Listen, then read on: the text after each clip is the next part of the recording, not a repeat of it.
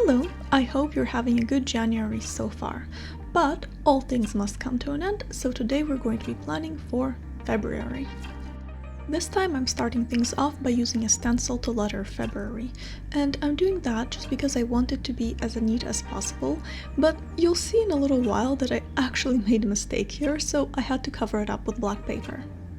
And I went for black because the colors I'm going to be using for this month's setup are actually red and black, in honor of Valentine's Day.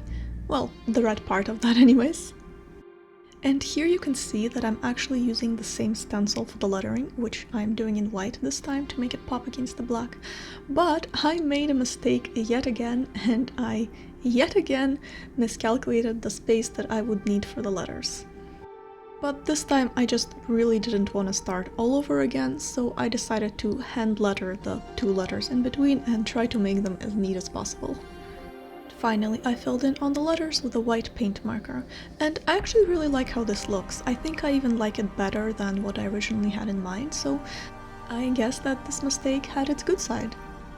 And now it was time for the doodles, and this time I went for a very simple theme that is pretty much all just red and black, as I mentioned, and I'm starting off by drawing a bunch of red and black hearts that I will then fill in with, well, a little bit of color, but also a bunch of different patterns.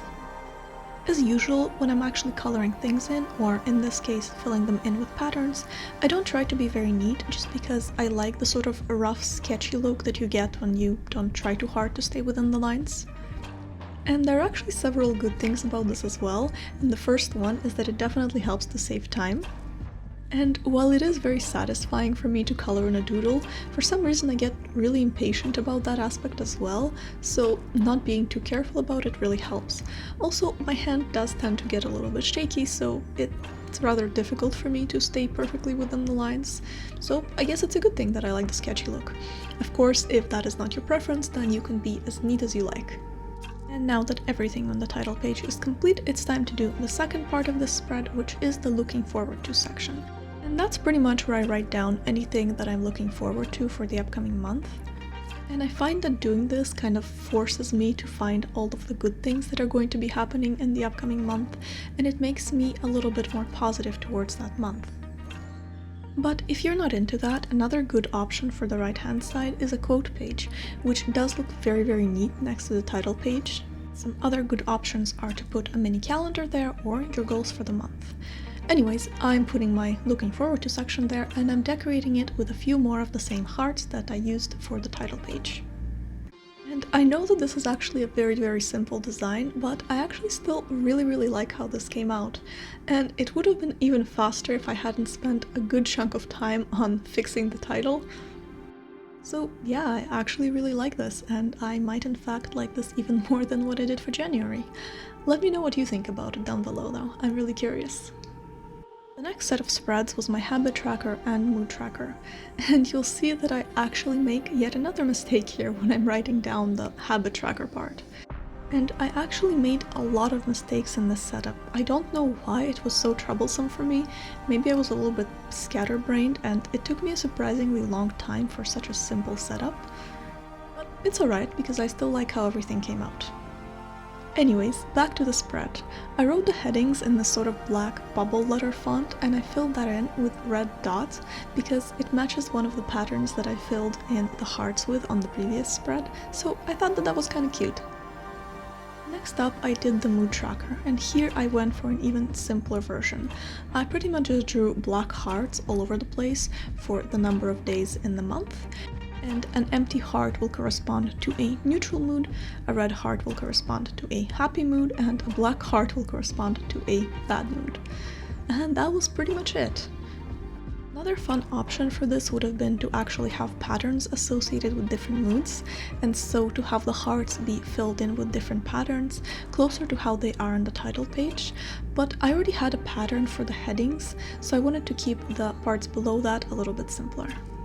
And on the left of that, I have the habit tracker. And this is actually the first time that I'm doing a habit tracker in quite a while, because I kind of didn't like what I was doing before, so I sort of gave up on the idea for a while. And then I saw that some people were using little calendars for their habit trackers, and I thought that that was kind of interesting to try. But I am lazy about some things, as I've already mentioned, and drawing little calendars by hand is definitely one of them.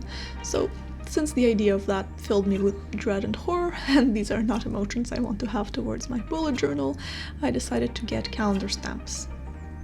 And they arrived in time for the setup, so I was very happy and I decided to use them, and it definitely made the setup much easier.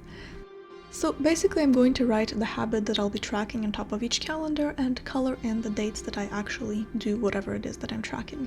I haven't decided what that's gonna be, which is why you don't see the habits written on this habit tracker. And the next spread is a calendar spread, which is another spread where I made lots and lots of mistakes. But luckily I was able to fix them enough so that they don't really bother me much anymore. Of course, you will see all of them in gory close-up detail in this video. So I hope you're ready. Anyways, for this calendar I decided to go with simple black boxes, of which I actually drew one extra and a couple of extra black lines that I had to remove afterwards. By the way, you might be noticing that there's a definite lack of washi tape, stickers, and scrapbooking paper in all of my spreads, and that's just because I actually ended up not using any. I definitely had a bunch picked out that would match my color scheme and my theme, but as I was actually putting together the spreads, I realized that I kind of like how they looked a little bit simpler than what I usually do, so I decided to just leave them. Back to this particular spread though, after I had all of my boxes drawn, I added the days of the week in a black marker, and again I kept things simple. And then I added a red drop shadow for each of the boxes just to make them pop a little bit more. Because the inner portion of the boxes was still black, I decided to write the dates in red to create a little bit of contrast and make things a little bit more interesting. And then it was time to decorate the spread with a whole bunch of doodles. And I pretty much used the exact same doodles here that I used for the title page, so again I'm drawing a whole bunch of red and black hearts, and I'm filling some of them in with red, but most of them I'm filling in with patterns.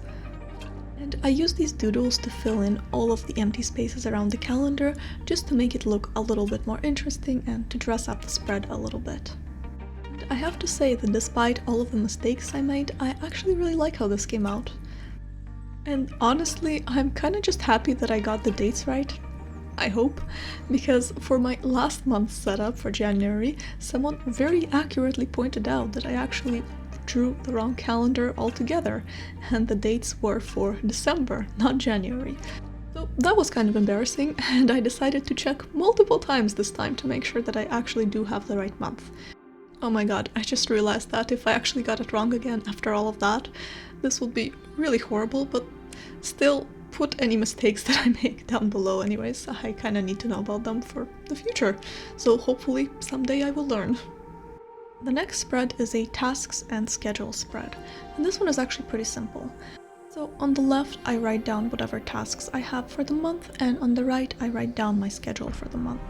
And I use the schedule spread just because I do have a flexible schedule, so this is actually very helpful for me. But if you don't need a schedule spread, a good idea to put here would actually be a brain dump spread or a notes spread.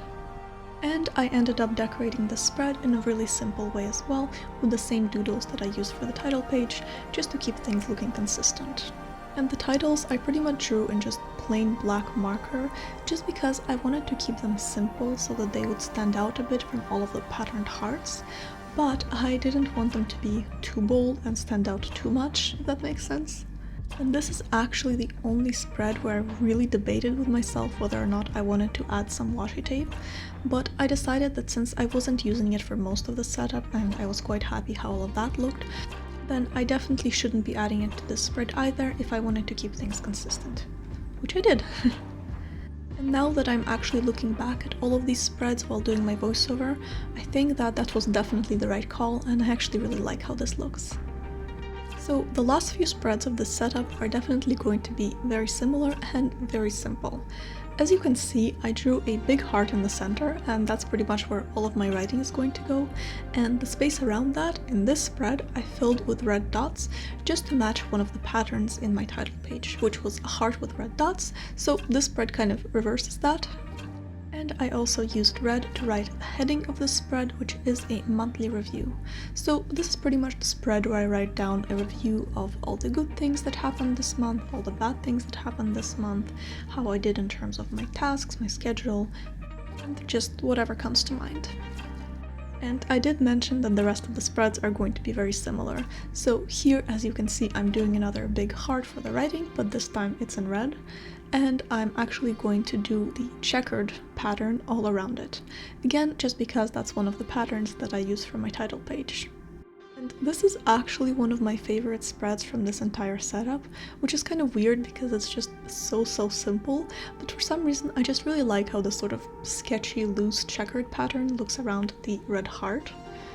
The spread is my monthly highlights spread, and this is pretty much where I write down all of the best things that happened this month, and I find that adding a spread like this, just like adding a looking forward to section, helps me to look back over the month and just come up with a whole bunch of positive things rather than negative things, and I do tend to spiral into negative thinking, so spreads like this actually really help me to try to avoid that a little bit.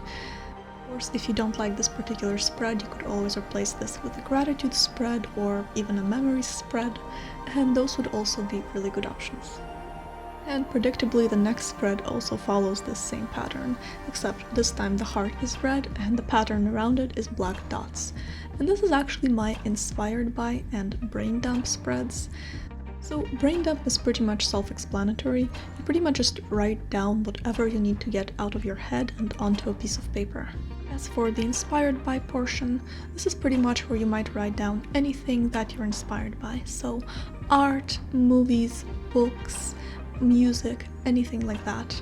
And I think that it's nice to keep track of things like that because as you flip back through old journals, you might rediscover some old favorites. And the next spread is actually going to be the last spread of this setup. And again, I'm drawing a big black heart here. And this was actually the moment that I decided to flip back to my previous spread and draw a jagged line down the center to separate the two sections. And now that I'm looking back, I'm not sure that I actually like how that came out. I might like it better without, but I also like the idea that the spreads are more separated, so I'm not sure. What do you think? Anyways, back to the current spread.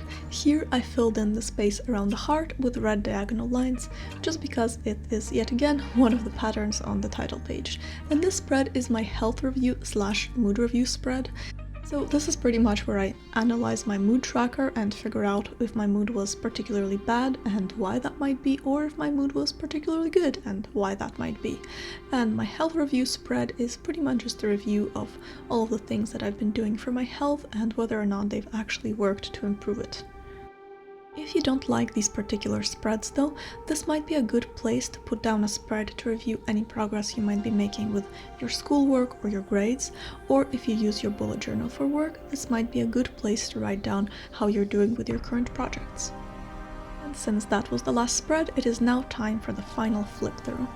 Let me know which spread was your favorite out of this monthly setup, and if you actually liked this particular theme, or if you prefer it when I do something a little bit more complicated and when I use a little bit more washi tape, stickers, scrapbooking paper, or anything like that.